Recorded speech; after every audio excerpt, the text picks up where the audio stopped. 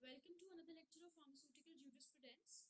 In our last lecture, we discussed about Schedule M, and in Schedule M, we discussed about Part 1B. And today, we'll be studying about Part 1C and Part 1D. Right?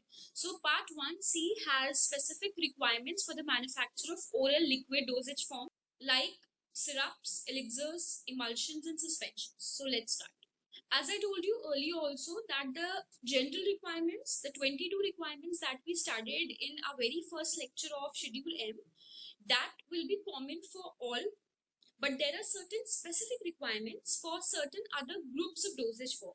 For example, there are certain specific requirements for sterile products, then there are certain specific requirements for liquid dosage form that we'll be studying, then there are certain specific requirements for solid dosage form like tablets and capsules that we studied in our last lecture. So today we'll be studying about the specific requirements for oral liquid dosage form, that is your suspension, your elixirs. So let's start. So the layout and design of the manufacturing unit should be such so that the possibility of contamination and mix up is minimized. Secondly, the manufacturing area, it shall be, designed so that the entry from where you are entering the manufacturing unit, that should be supplied with a double door airlock facility. Then the production area, it should be cleaned and it should be sanitized on a regular interval, and specifically when a particular production procedure ends, at that particular time before the starting of a new production procedure, that time it should be specifically sanitized and cleaned. Now all the apparatus which are being used in the unit, manufacturing unit, they should be of appropriate material. Mainly they should be of stainless steel, and glass containers, glass apparatus should be strictly prohibited. Use should be strictly minimized.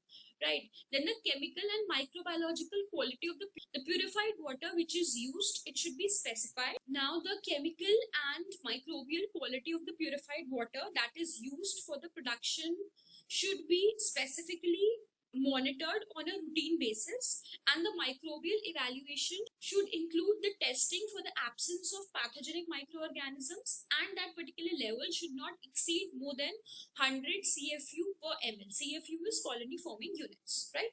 Then the personals which are involved in the manufacturing procedure, they should wear non-fiber shedding clothing, and cotton clothing should be avoided mainly, and light fitted clothes should be worn by the persons. Now sometimes what happens, there is a lot of time between the manufacture of bulk product and the packing of that particular product, right? So when the bulk product is not immediately packed, then the maximum permissible period of storage and the particular storage condition under which that particular product should be stored, they should be specified in the master formula, and it should be strictly compiled, and the manufacturer and the personals which are involved in the manufacturing operation, they should strictly follow that particular limit, that particular condition for the storage. Now, this was all in part 1C. Now we'll be studying part 1D of Schedule M, the first part of Schedule M. So 1D is basically has specific requirements for the manufacture of topical products like ointment, paste, creams, dusting powders, lotions, all these things. So let's start. So the first point is that the entrance to the area where topical products are to be manufactured, they should be made up of suitable air locking system. Secondly, the air supply in the manufacturing area, it shall be filtered through at least a 20 micron air filters.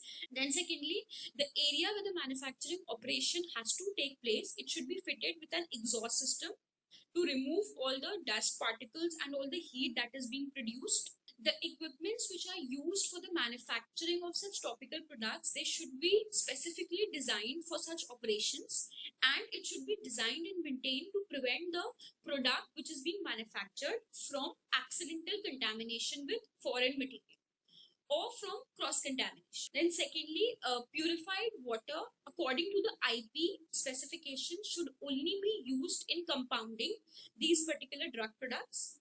If powders are being used, whenever they are being used or wherever they are being used, so powder should be properly sealed. Now, as you have studied, as you have done practicals in your lab also, so many a times what happens, you need to heat a particular vehicle or you need to heat a particular base. So whenever a heating process has to be carried out or has to be done, it should be done in a separate mixing area in a suitable stainless steel container, right?